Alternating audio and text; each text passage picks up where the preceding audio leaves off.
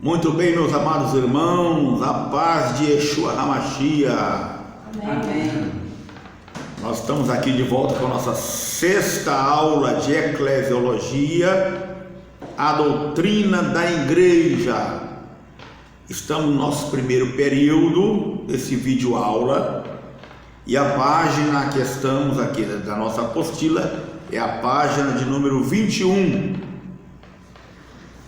Nós iremos começar falando, logo no início desta aula, sobre doutrina das igrejas neopentecostais. Você sabe o que é neopentecostal? Significa novos pentecostais. São os novos pentecostais que vêm surgindo aí. Já tem tempo que eles já existem, mas lá vem aumentando aí o número deste povo neopentecostais, lá vai proliferando aí devagar, né? Então, com as doutrinas, muitas doutrinas travessadas e que não condiz com as doutrinas da Bíblia Sagrada. Então, de acordo com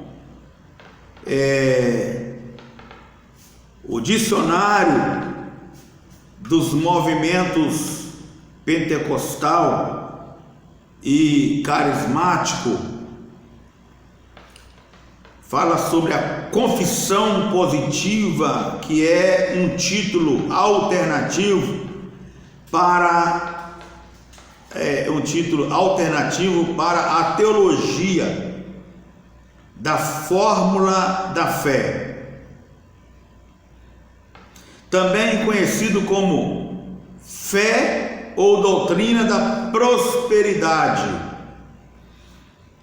promulgada por televisismo contemporâneos sob a liderança e a inspiração de Essek William Kenyon. Muito bem, olha só, veja bem, esta teologia, essa doutrina neopentecostal, que fala da confissão positiva, né?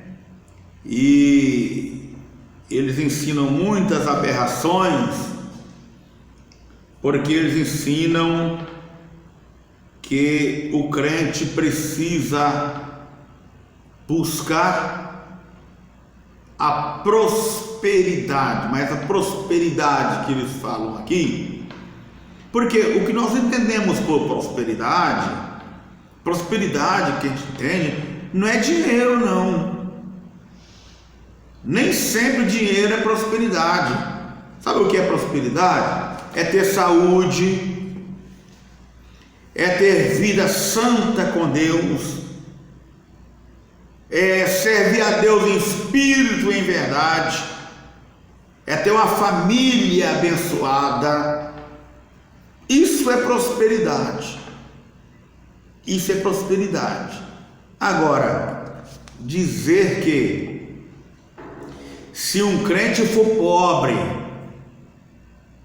ou se tiver doente, com alguma enfermidade, esse crente está debaixo de maldição, isso aí podemos ver que é uma doutrina que contradiz a Bíblia Sagrada. Por exemplo, o apóstolo Paulo, ele pregou o evangelho o tempo todo e ele era doente, ele tinha enfermidade. O profeta Eliseu morreu de enfermidade, e muitos outros na Bíblia, homens de Deus, ficaram doentes.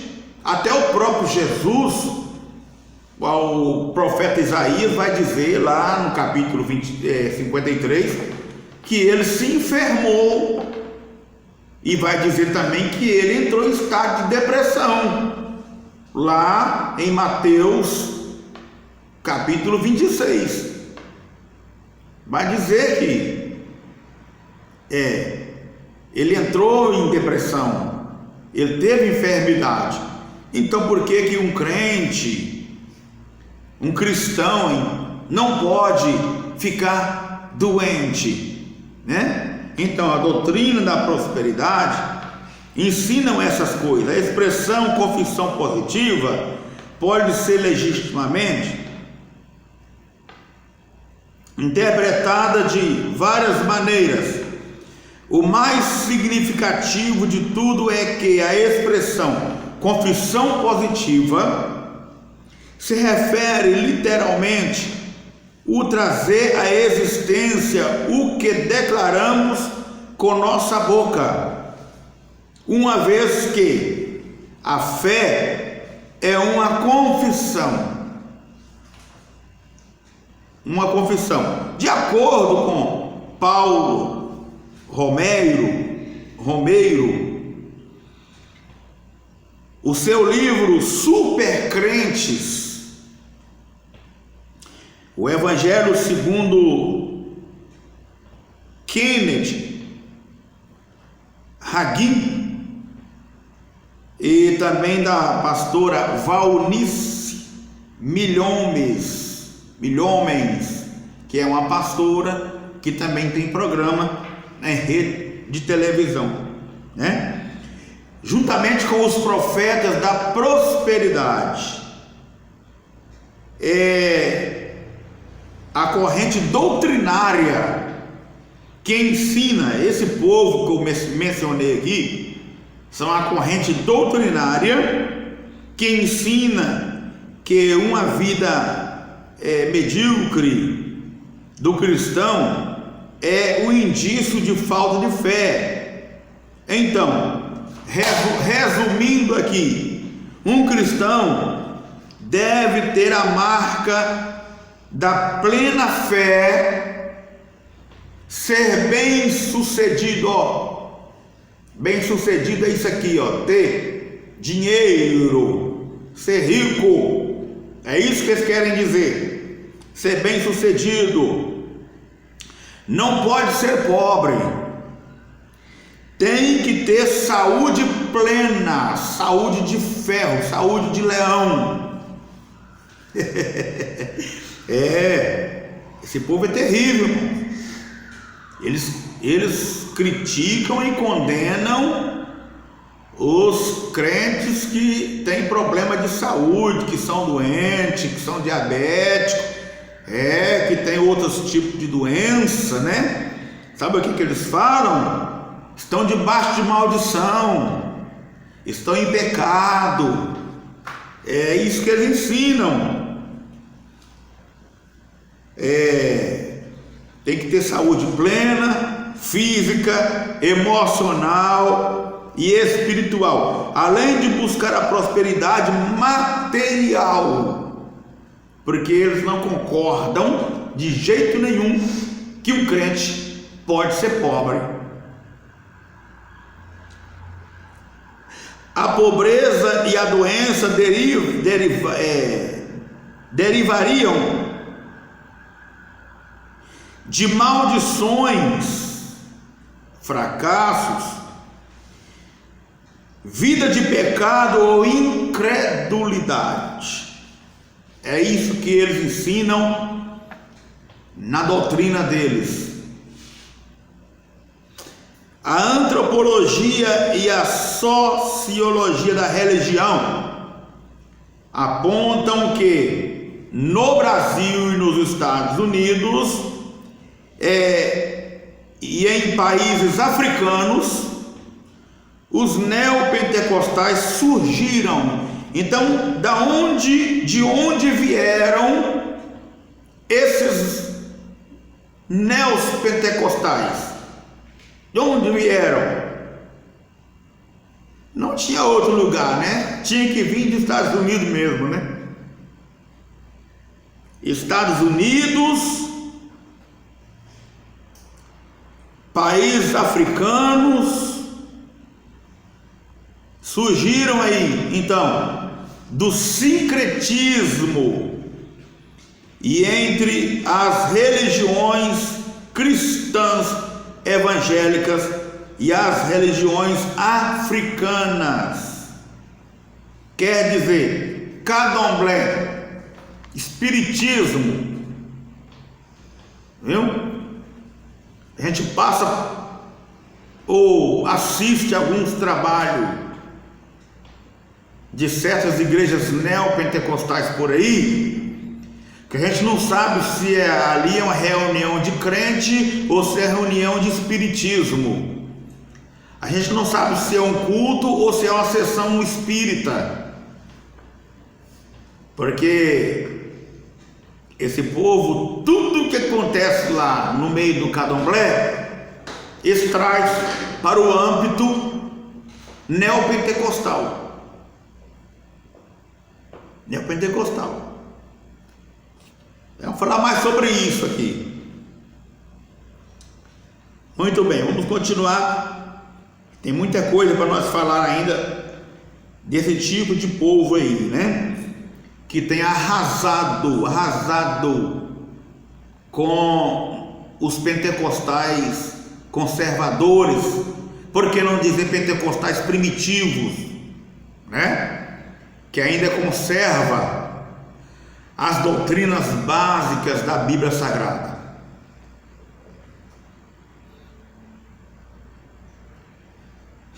Então,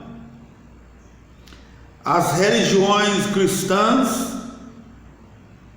por possuir maior valor social e etnocêntrico, foram utilizadas para englobar antigos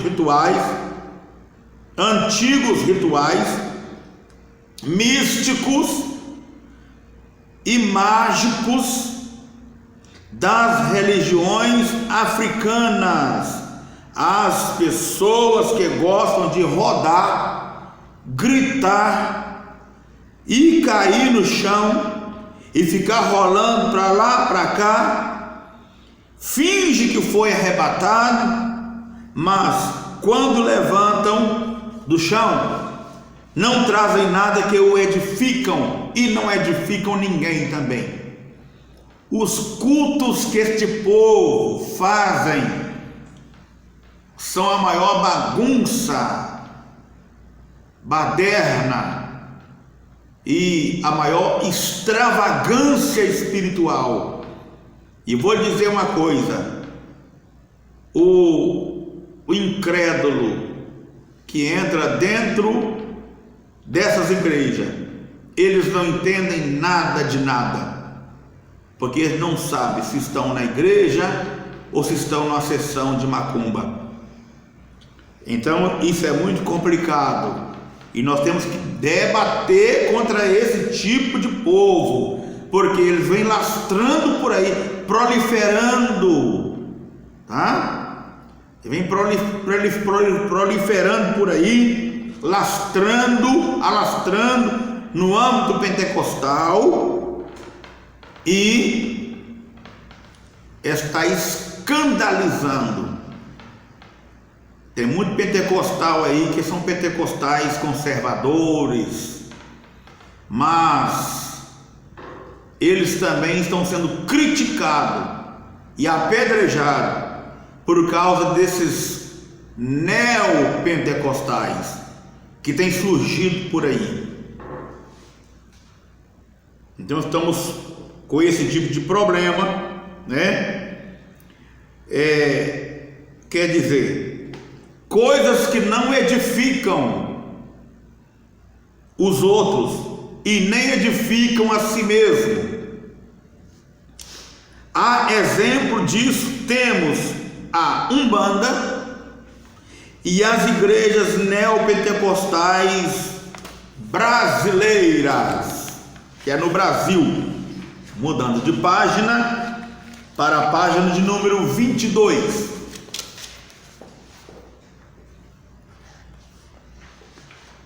Outros ensinamentos comuns em igrejas neopentecostais, herdados das religiões africanas, são a batalha espiritual, que eles alegam ter um confronto espiritual direto com os demônios.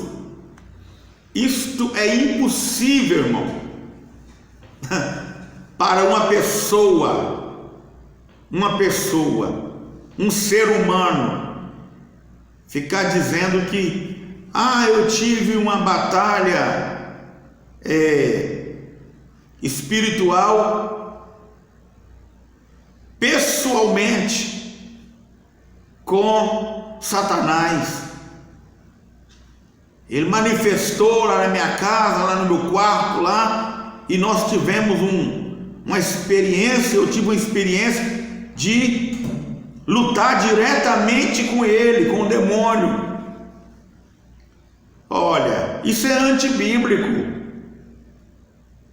O apóstolo Judas, em sua carta, ele disse lá que nem o arcanjo Miguel, ele não quis usar palavras de blasfêmia contra o demônio, mas quando ele discutia com o demônio a respeito do corpo de Moisés, ele diz para o demônio assim: olha, o Senhor te repreende, Satanás. O Senhor que fez os céus e a terra te repreende. Porque ele não quis usar de palavra de blasfêmia contra Satanás. Como que agora uma pessoa, um ser humano, vai dizer: eu lutei pessoalmente com o diabo essa noite? Isso são coisas hereges, são mentira de pessoas que querem aparecer, querem demonstrar uma santidade, uma falsa santidade, e querem demonstrar ser mais santo e mais crente do que outras pessoas. A Bíblia diz: errais por não conhecer as Escrituras e nem o poder de Deus. Nem o poder de Deus. Muito bem, eu não achei na Bíblia até hoje, na vida dos apóstolos, que eles lutaram pessoalmente com Satanás. Eu não achei até hoje.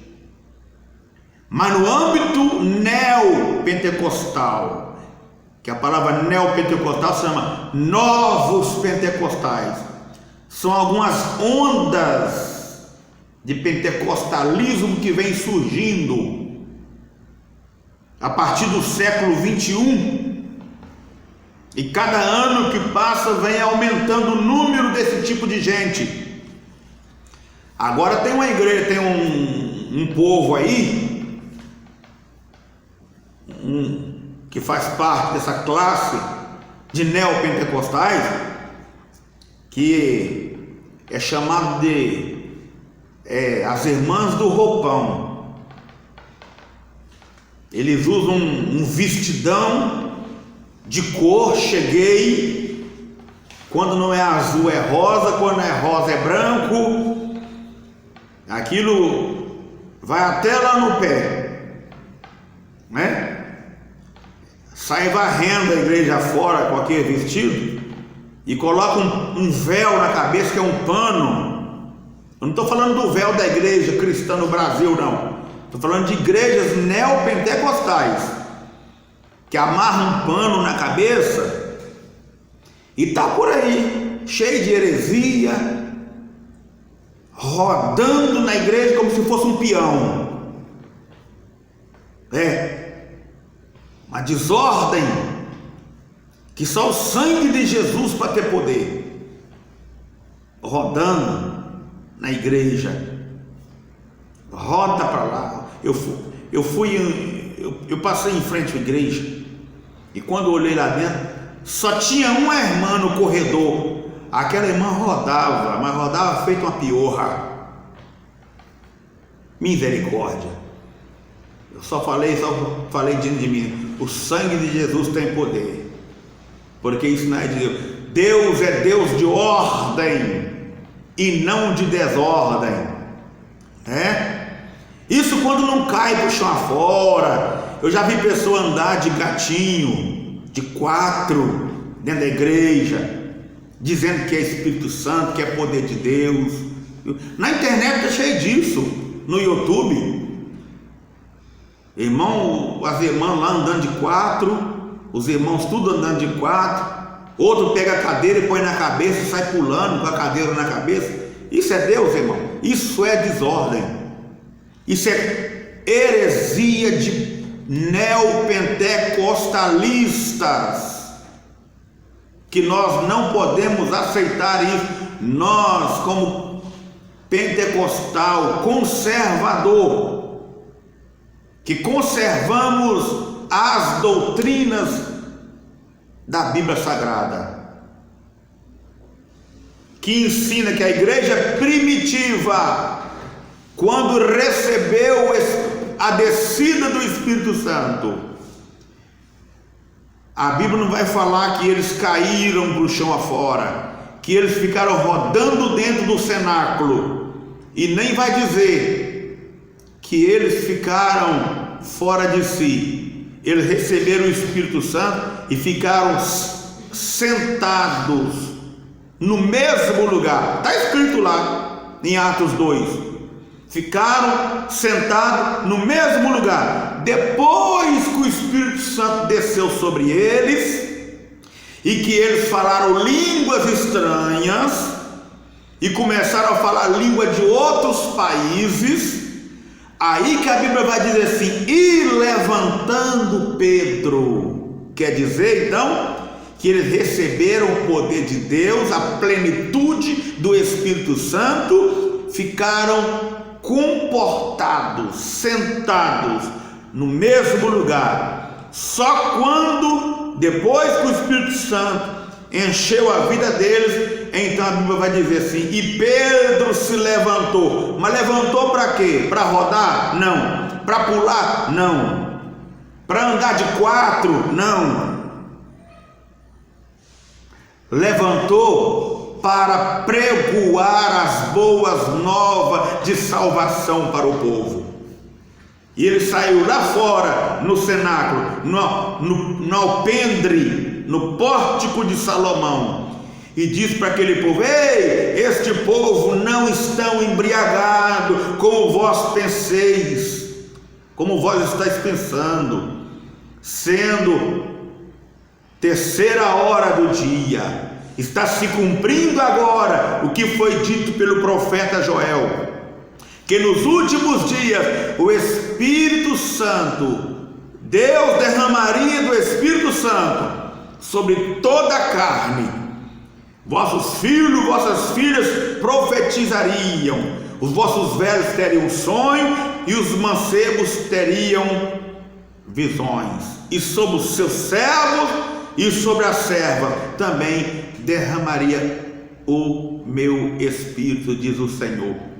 E aí eles pregaram a palavra, e quase 3.000 almas renderam aos pés do Senhor Jesus. Quer dizer, o que foi feito ali foi coisa que edifica. Agora, esse negócio dessa rodação dentro da igreja, esse pula-pula, para lá e para cá, às vezes tem irmão que ele sai ou lá de trás ou lá da frente, e abre assim os braços como se fosse uma asa e sai correndo no meio do corredor da igreja. Isso edifica alguém?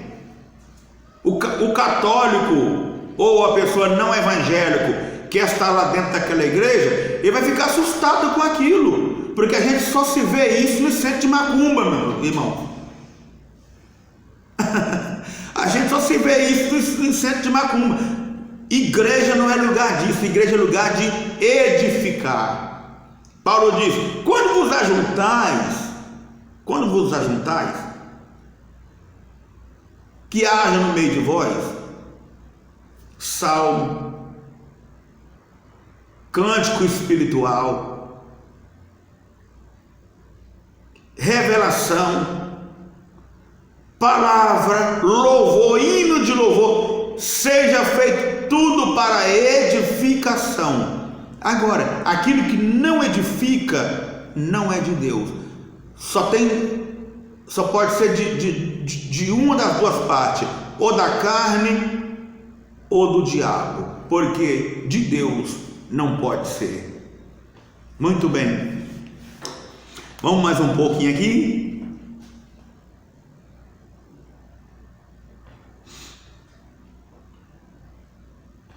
Vamos ler de novo aqui, né? Outros ensinamentos comuns.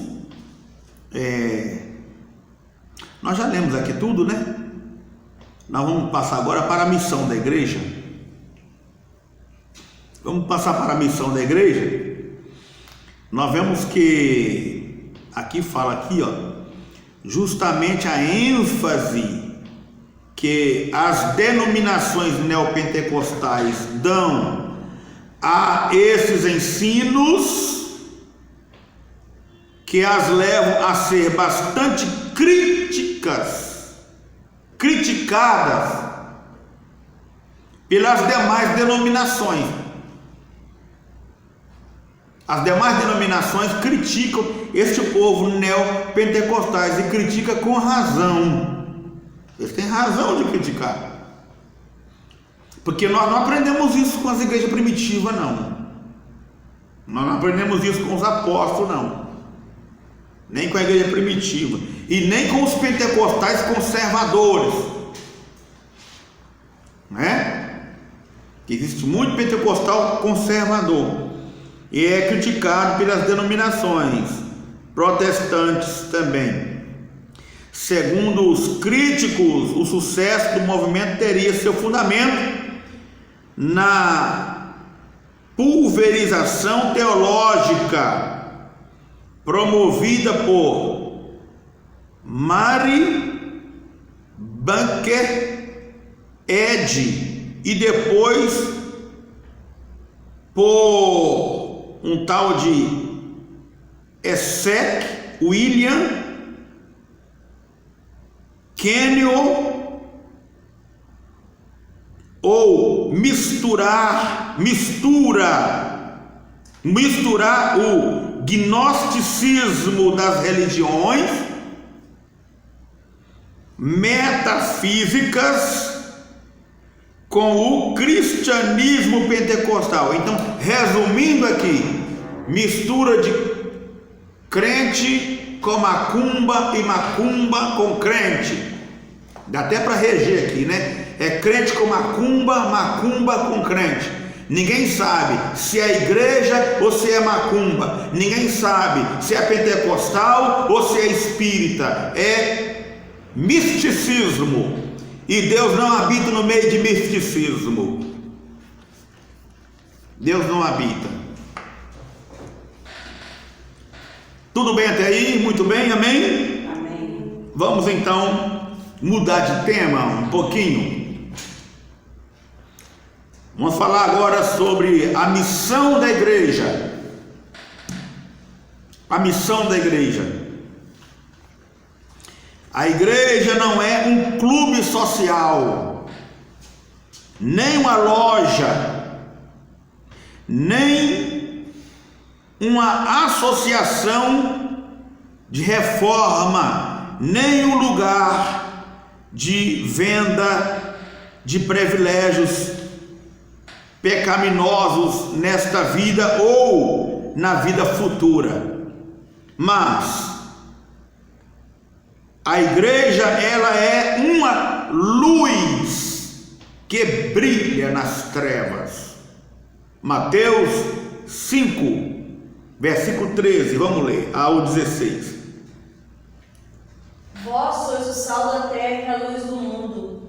Se o sal for insípido, com que há de salgar? Para nada mais presta, senão para lançar fora e ser pisado pelos homens.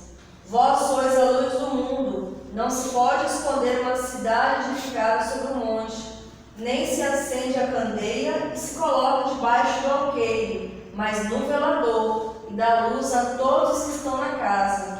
Assim resplandeça a vossa luz diante dos homens, para que vejam as vossas boas obras e glorifiquem a vosso Pai que estás nos céus. Amém. Para que serve luz?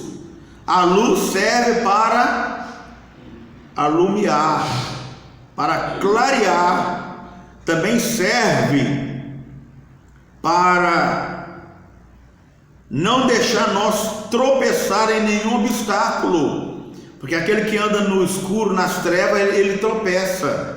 Ele cai no abismo porque ele não vê, está escuro, né? Ele tropeça nos tropeços que estão à sua frente, mas quando acende a luz, a gente vê tudo que está certo e tudo que está errado em nossa frente. Então assim tem que ser o crente, tem que ser luz, luz do mundo. O mundo tem que olhar para o crente e ver coisas boas nele. Não é ver esse monte de parafernália que nós falamos agora, somos o neopentecostal. Um monte de coisas que não edificam. O mundo tem que olhar para o crente e ver coisa que edifica, porque além dele ser luz, ele é sal. E o sal serve para quê? Para dar sabor. O sal é para dar sabor. Entendeu? Então, o crente, ele é o tempero do mundo. A igreja tem que ser o tempero do mundo. O mundo tem que olhar para a igreja e sentir um sabor de ser igreja também. Um evangelista, a igreja, a missão da igreja, ela é um evangelista para pregar, como está em Marcos 16, 15 a 20. Pode ler? E disse-lhes: ide por todo o mundo, pregai o evangelho a toda criatura. Quem crer e for batizado será salvo, mas quem não crer será condenado.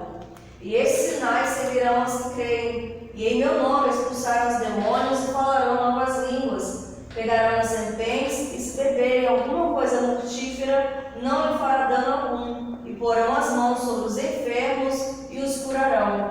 Ora, o Senhor, depois de ter falado, foi recebido no céu e assentou-se à direita de Deus. E eles, tendo partido, pregaram por todas as partes, cooperando com eles o Senhor e confirmando a palavra com os sinais que lhes seguiram. Amém. Amém. A igreja tem que ser um exemplo de vida de Cristo. 1 de Pedro 2:9. Mas vós sois a geração eleita, o sacerdócio real, a nação santa, o povo adquirido, para que anuncieis as virtudes daquele que vos chamou das trevas para a maravilhosa luz. Amém. A igreja tem que ser embaixador para representar o reino dos céus, embaixador do céu. 2 de Coríntios 5:20. De sorte que somos embaixadores da parte de Cristo, como se Deus por nós rogasse. Rogamos-nos, pois, da parte de Cristo, para vos reconciliares com Deus. Isto, a igreja são os escolhidos por Deus para povoar a nova Jerusalém celestial. Apocalipse 22, do 12 a 14. E eis que cedo venho, e o meu galardão está comigo para dar a cada um segundo a sua obra. Eu sou o Alfa e o Ômega, o princípio e o fim, o primeiro e derradeiro. Bem-aventurados aqueles que guardam os seus mandamentos, para que tenham direito à árvore da vida e possam entrar nas cidades pelas portas. É isso aí, essa é a missão da igreja, né? É a missão da igreja. A verdadeira igreja está composta de santos, nascidos de novo, de todas as denominações. Mas sempre é bom ressaltar que em todas as denominações deve haver membros que são membros da verdadeira igreja. Está vendo o que está falando aqui? Olha, vou repetir porque é importante. Mas sempre é bom ressaltar que em todas as denominações,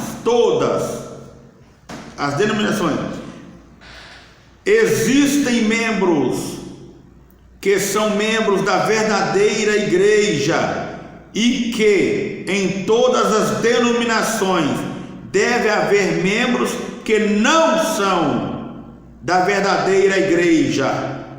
O que nós queremos dizer com isso?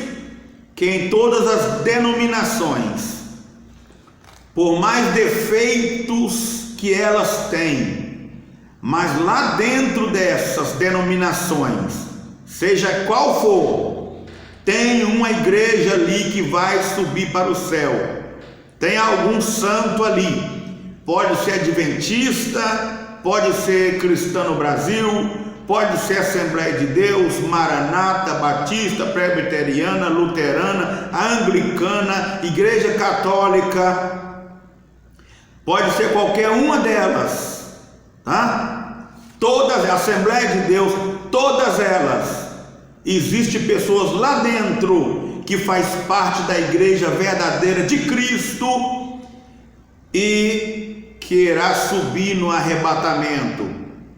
Como também pode ter o contrário. Do mesmo jeito que tem pessoas santas, tem pessoas também que são falsas. Todo lugar tem pessoas verdadeiras e tem pessoas falsas. Todo lugar tem. Tem também em todas as denominações, em todas, pessoas lá dentro que não vão fazer parte da verdadeira igreja de Deus, que vai subir no arrebatamento. E esta é a grande verdade. Isso quer dizer que o fato de ser congregado, quer dizer, o fato de congregar em uma igreja, não significa ter o nome no livro da vida. É necessário ser convertidos, nascidos de novo. Não existe denominação com privilégio especial. Ah, só a denominação tal que vai subir. É só a denominação tal que está certa. Não existe isso. Se existe alguma denominação que ela declara que é ela que é a certa e as outras são erradas, essa tal denominação é seita, é herege. Deus não aprova esse tipo de coisa, viu? São várias, e todas elas têm um povo que vai subir e um povo que vai ficar. Não existe nenhuma denominação que vai subir completa. Muito bem. Vamos continuar? Vamos deixar as 3 divisões da igreja para a gente falar na próxima aula, no próximo período, no segundo período. Vamos dar uma paradinha aqui para um breve recreio. Daqui a pouco voltaremos com o segundo período deste vídeo, segunda parte, falando sobre as 3 divisões da igreja. Até daqui a pouco, se Deus quiser.